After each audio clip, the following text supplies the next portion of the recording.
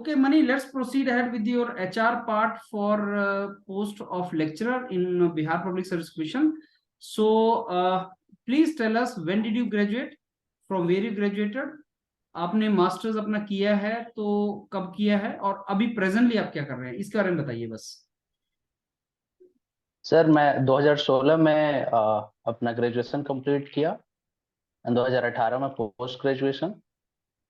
उसके बाद मैं प्राइवेट इंजीनियरिंग कॉलेज में एज असिस्टेंट प्रोफेसर काम किया, और अभी currently as a guest assistant professor government engineering college Samastipur में काम कर रहा हूँ। कितना टाइम हो गया आपको यहाँ पे? लास्ट ईयर मई 2021 से अभी तक। तो काफी टाइम हो गया आपको। जी, लगभग 1.5 साल। तो क्या क्या पढ़ाते हैं आप वहाँ पे? मैं यहाँ पे soil mechanics, strength of material, transportation engineering, ये 3 सब्जेक्ट अब तक यहाँ लिया हूँ। और उससे पहले क्या पढ़ाते थे आप? उसके पहले जैसे प्राइवेट इंजीनियरिंग कॉलेज में था तो सब सेमेस्टर के अनुसार जो भी वहाँ से डिमांड करते थे, बट मेरा चॉइस रहता था कि मैं soil mechanics, strength of material, transportation और इन्वायरमेंट, जैसे वहाँ एक बार इन्वायरमेंट भी मैं पढ़ाया था एक सेमेस्टर को, environmental engineer. Tenth of material में आप कंफर्टेबल हैं? यस। अच्छा, मेरे को ये बताइए, ये जो आप टर्म यूज करते हैं स्ट्रेंथ, ये कितनी तरह की यस। स्ट्रेंथ होती है?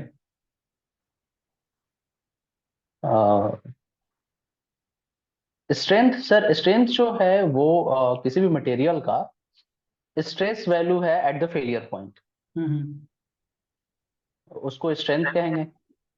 मैं आपको ये चश्मा दे रहा हूँ, यस सर। इस चश्मे की कौन सी स्ट्रेंथ आप मेजर करोगे? कैसे डिफाइन करेंगे चश्मा स्ट्रांग है या नहीं? Okay sir.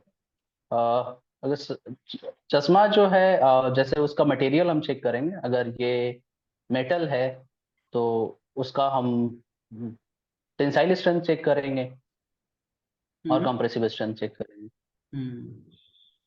तो क्या लगता है आपको, कौन सा मटेरियल है इस चश्मे का? चश्मा तो जानते मेटल ही है। हैं। यस सर, मेटल मेटल है। है और ग्लास है। तो ग्लास की कौन सी स्ट्रेंथ मेजर क्योंकि करते हैं हम? ग्लास की जो स्ट्रेंथ होगा सर, वो भी क्योंकि उसमें स्ट्रेंथ तो आएगा नहीं, ब्रिटल मटेरियल हो गया, तो ब्रिटल मटेरियल का तो अच्छा, ये जो आपका कंक्रीट होता है, ये क्या फ्लेक्सर। होता है, ब्रिटल होता है, डक्टाइल होता है? कंक्रीट ब्रिटल होता है। तो इसकी स्ट्रेंथ मेजर करते हैं हम? Yes sir. कौन सी वाली? कंप्रेसिव स्ट्रेंथ, कंप्रेसिव स्ट्रेंथ, क्योंकि कंप्रेसिव कंक्रीट यूज क्यों किया मेजर जाता करते है हैं? फॉर, क्योंकि कंक्रीट जो है वो कंप्रेशन के लिए ही यूज किया जाता है मेनली इन द स्ट्रक्चर्स। और जहां भी स्ट्रक्चर में अगर टेंशन आ रहा है तो उसको स्ट्रेंथन करने के लिए रीइंफोर्समेंट यूज किया जाता है, मेटल यूज किया जाता है, और बेस्ट मेटल उसमें स्टील हो जाता है, क्योंकि स्टील और कंक्रीट का थर्मल एक्सपेंशन जो है वो नियरली सेम होता है, इसलिए हम उसमें मेटल यूज करते हैं, क्योंकि मेटल बेस्ट होता है टू बियर टेंसाइल स्ट्रेंथ। अच्छा, स्ट्रेस स्ट्रेन डायग्राम ग्लास के लिए ड्रॉ करके दिखा सकते हैं आप? एक ग्लास के लिए ड्रॉ यस सर। कीजिए और एल्यूमिनियम के लिए ड्रॉ कीजिए। यस ड्रॉ करके बताइए। सर।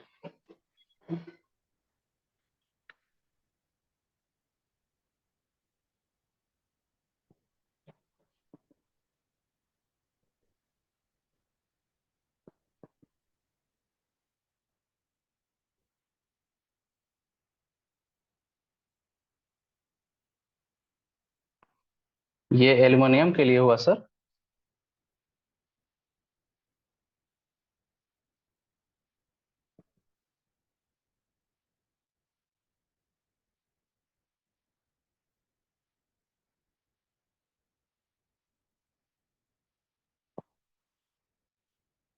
ये ग्लास के लिए। हम्म ये आपने एल्यूमिनियम के लिए lower and upper yield point बना दिए क्या? Yes sir. एल्यूमिनियम में lower and upper yield point होता है क्या? सर एल्युमिनियम में ज्यादा अंतर नहीं होता है, माइल्ड स्टील के लिए lower and upper yield point होता है। एल्यूमिनियम में एकदम फिक्स्ड नहीं होता है, तो यहाँ पे हम इसको, और ग्लास में हॉरिजॉन्टल क्यों हो गया? क्योंकि यहाँ पे फेलियर कोई स्ट्रेन नहीं आता सर, ये डायरेक्ट यहाँ से फेल हो जाएगा। तो फेल हो ये जाएगा यील्ड तो नहीं लाइन है, क्यों ये आएगी? फ्लेक्चर, फेल ये हो होगा ही नहीं तो सर। लाइन नहीं है। Yes okay. अच्छा मनी, ये बताइए, ये इसमें टफनेस डिफाइन कर सकते हैं स्ट्रेस स्ट्रेन डायग्राम में? कहाँ पे है टफनेस, कैसे डिफाइन करते हैं? Yes sir. सर टफनेस जो होता है वो होता है strain energy per unit volume. Strain energy per unit volume होगा, तो अगर टफनेस मुझे निकालना होगा तो इसका पूरा एरिया, यानी area under stress strain curve जो होगा वो हमारा टफनेस हो जाएगा। Area under stress strain curve is toughness. किसी टफ मटेरियल के बारे में बताइए। Sir tough material like mild steel.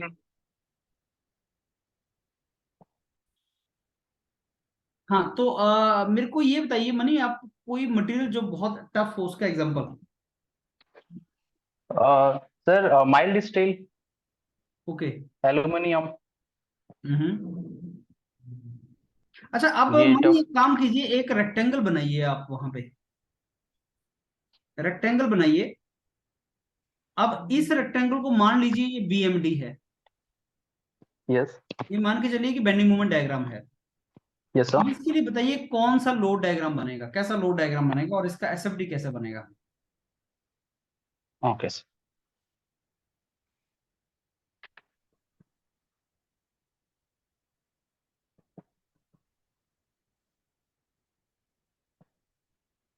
ये लोड, ये कैंटिलीवर बीम है सही है। जिसपे एक कपल लगा दिया है एम, तो इसके कारण जो यहाँ पे रिएक्शन, ये क्लॉकवाइज है, यहाँ एंटी क्लॉकवाइज एम आ जाएगा। हम्म कोई वर्टिकल रिएक्शन है नहीं, तो यहाँ वर्टिकल रिएक्शन 0 हो जाएगा। हम्म तो इसका shear force diagram straight line hmm and bending moment diagram, hmm ये क्लॉकवाइज है तो यहाँ से ऊपर गए फिर हम्म नीचे आ जाएंगे। तो ये हम्म पॉजिटिव का यहाँ एम और M, this is B M D hmm and this is S F T. Okay. अच्छा अगर ये रेक्टेंगल बीएमडी होता, एसएफडी होता फिर? अगर ये एस एफ टी होता रेक्टेंगल, तो हम यहाँ पे एक कंसंट्रेटेड लोड लगा देते हैं, पी लोड अगर लगा देते हैं तो यहाँ से हमारा ऊपर की तरफ एक पी आ जाता, और ये अगर एल लेंथ है तो क्लॉकवाइज हमारा पी इंटू एल का ये घुमाता, तो anti clockwise P into L का यहाँ पे मोमेंट आया था, ये हमारा रिएक्शन है। तो हमारा शियर फोर्स जो डायग्राम हो जाएगा,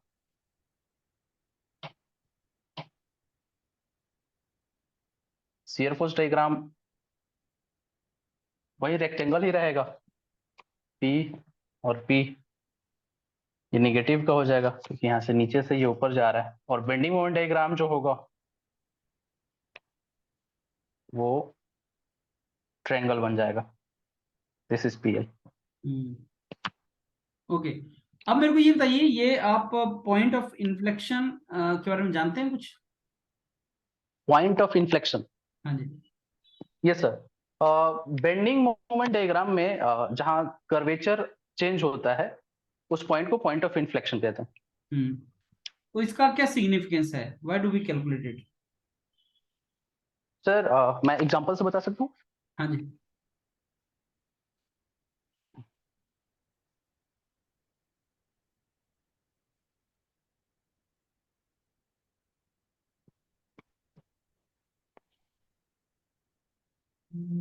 जैसे एक सिंपली सपोर्टेड बीम है और इस पे अगर मैं इस तरह का लोडिंग लगा दूं, ये 10, इसको 3 और इसको 3 अगर मैं ले लेता हूँ, तो इसके लिए जो बीएमडी हमारा बनेगा, तो ये हाफ, बेस 6 और हाइट 10, 30, तो ये 15 एंड 15 का रिएक्शन आ जाएगा। हम्म, तो इसका एसएफटी डायग्राम पहले मैं बना के दिखाना पड़ेगा सर। तो ये 15 ऊपर एंड ये 10 है, तो ये हमारा ट्रेंगुलर लोडिंग है। तो ट्रेंगुलर लोडिंग ये नीचे आ रहा है, हाफ बेस 3 हाइट 10 यानी 50 नीचे आ रहा है। और इसका जो स्लोप है ये कांस्टेंट है, तो यहाँ ये लोडिंग रेट जो है लगातार बढ़ रहा है। लोडिंग रेट बढ़ रहा है, यहाँ 0 तक हमको पहुंचना है और ये पैराबोला पहुंचना है। तो पैराबोला में 0 से बढ़ रहा है, ये इस तरह से होगा। और ये भी 15 तक ही जाएगा, क्योंकि ये हमारा कुछ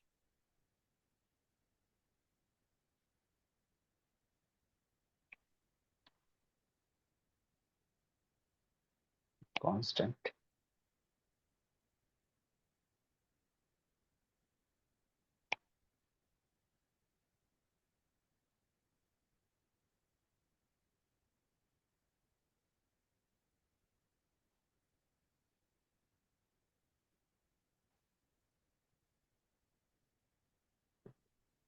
ये एसएफडी हो जाएगा सर। अब इसका अगर हम बीएमडी बनाते हैं तो वो 3D पैराबोला बनेगा। 3D पैराबोला के लिए अगर मैं यहाँ पे ये बी पॉइंट ले लूं, ये ए ये सी, तो बेंडिंग मोमेंट एट बी अगर मैं निकालता हूं तो हो जाएगा 15 इंटू 3 माइनस ये पूरा एरिया हमारा हो जाएगा 15, और ये एक्ट करेगा यहाँ पे, ये 1, 15 इंटू 1 दैट इज 30। तो 30 तक हमको पहुंचना है। अब ये 3 डिग्री पैराबोला में, अब यहाँ से ये स्लोप जो है वो पहले घट रहा था और यहाँ पे बढ़ रहा है। तो हमारा जो डायग्राम बनना चाहिए वैसे ही वो घटते से बढ़ने वाला बढ़ना चाहिए। तो ये कुछ ऐसे बनेगा। और क्योंकि ये सिमेट्री है, फिर यहाँ से भी ये ऐसे बन जाएगा, ये बीएमडी। सर यहाँ पे ये कर्वेचर चेंज हो रहा है, this point is called point of inflection. अच्छा, मेरे को ये बताइए कि जो बीएमडी की स्लोप होती है वो तुम्हें क्या देती है? Shear force value. तो जरा ध्यान से देखिए, जब बीएमडी है आपकी स्लोप आपकी बढ़ रही है, लेकिन शियर Yes, फोर्स sir. तो कम हो रहा है। ध्यान से देखिए, आपकी डायग्राम के हिसाब से बीएमडी की स्लोप बढ़ रही है और शियर फोर्स कम हो रहा है। यस सर, क्या यस सेम सर, है? Yes sir. मैं थोड़ा सा यहीं पे मैं थोड़ा गलत कर गया। ये सही मैं सोचा था उस समय। जो रिलेशन होता है sir, rate of change of bending moment with respect to distance shear force के बराबर होता है, शियर फोर्स की वैल्यू के बराबर। मैं यहाँ पे सर कंफ्यूज हो गया था, क्योंकि मैं इसका स्लोप ही मैं काउंट कर रहा था। तो ये जैसे ये बढ़ेगा तो हमारा ये शियर फोर्स के वैल्यू जैसे कम हो रहा है, तो हमारा डायग्राम ऐसा होना चाहिए कि वैल्यू कम हो। तो वैल्यू कम होगा तो उसके लिए ऐसे बनेगा, ये जो होगा। और फिर यहाँ से हमको 0 जाना है, फिर ये वैल्यू बढ़ रहा है, बढ़ रहा है, तो ओके, बढ़ते चलिए हुए आप जाना मेरे है। को ये बताइए, आप ये डायग्राम क्यों बना रहे हैं? क्या एक्सप्लेन सर करने ये की? पॉइंट ऑफ इन्फ्लेक्शन, यहाँ पे तो पॉइंट कर्वेचर चेंज है दिखाने। नहीं। ये सर यहाँ पे ये नहीं हो रहा है, क्योंकि ये सेम कर्वेचर जा रहा है, तो यहाँ से नहीं हो रहा है। सर पॉइंट ऑफ कन्फ्लेक्शन दिखाने के लिए मैं थोड़ा सा पहले, मेरे दिमाग में ये जो इसके पहले जो बनाया था वो पहले बन रहा था। इससे मैं दूसरा, अगर मैं ओवरहैंग बीम अगर लेता हूं मैं, तो वहां से पॉइंट ऑफ इन्फ्लेक्शन आ जाएगा सर। अगर एक ओवर हैंग बीम लेता हूं और यूडियल लोडिंग है, तो इसके कारण जो बीएमडी बनेगा, this point is called point of inflection और पॉइंट ऑफ कॉन्ट्राफ्लेक्शन बोथ। यानी यहाँ पे बेंडिंग मोमेंट भी 0 हो रहा है और साइन चेंज भी कर रहा है। Okay money, so let me ask you the last question. Yes, sir. आप टीचिंग में आना क्यों चाहते हैं?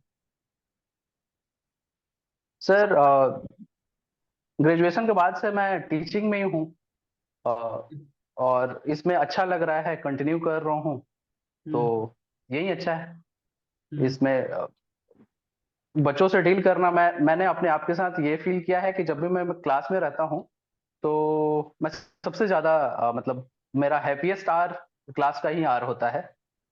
तो इससे मैं पहले तो बाई चॉइस नहीं था, बट अभी 3-4 साल का एक्सपीरियंस होने के बाद और इसमें मैंने ये समझा कि ये मेरे लिए बेस्ट है।